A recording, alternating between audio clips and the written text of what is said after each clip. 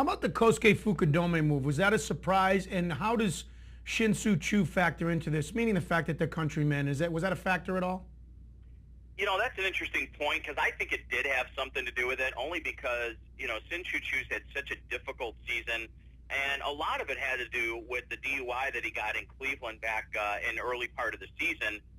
That really affected him, and I know that, unfortunately in our society, in our country, we look at a DUI and we say, all right, one out of every how many people that drink and, unfortunately that drink probably get one in their life. That's a sad statement, but that's just the truth.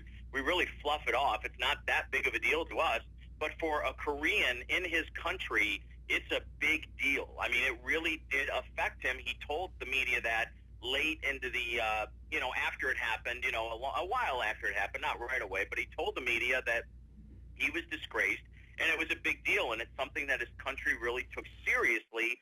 No offense to what we do here in our country, but I think a lot more seriously than what Americans do. I mean, again, how many times do you hear about pro athletes getting a DUI or a DWI, and it really just gets, no big deal, But for Shin-Soo Choo, it really affected him.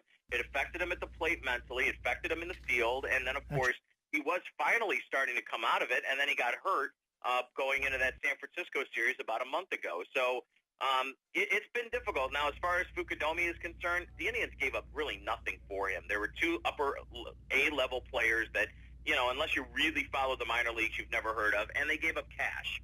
So basically, there was some, the usual negative Indians fans were like, oh, big deal. We got a guy who hits, guy has 3 or 4 home runs this year, is batting .270. But here's the thing. He's got a decent on-base percentage.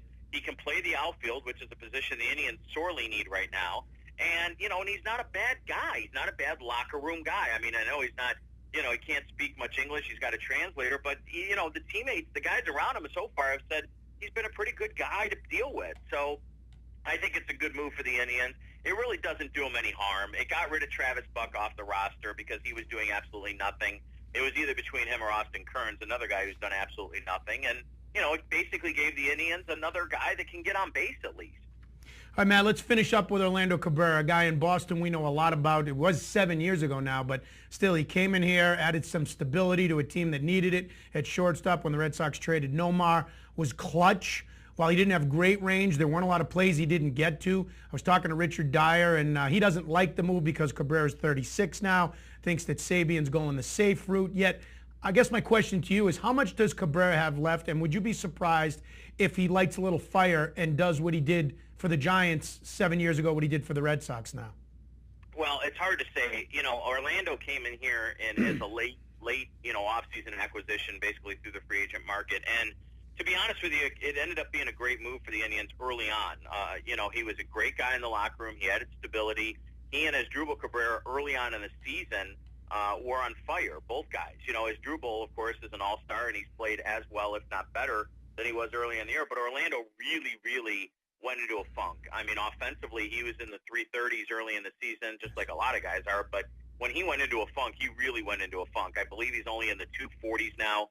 And here's the thing with Orlando is he wasn't getting any playing time here. Jason Kipnis, who's a young player that the Indians love, they bought him up. He is now pretty much the second baseman. They've also got Lonnie Chisenhall up here at this point. They want those two guys to play almost every day. And Kipnis is a big guy who they want to see every day. So when is Orlando Cabrera going to play? Unless you get an injury, which you hope for not on this organization, depending on what they've gone through or based on what they've gone through. I wouldn't be surprised to see him come in and give a little spark. Like I said, he's a good veteran guy. I think he could come in and play well for the Giants.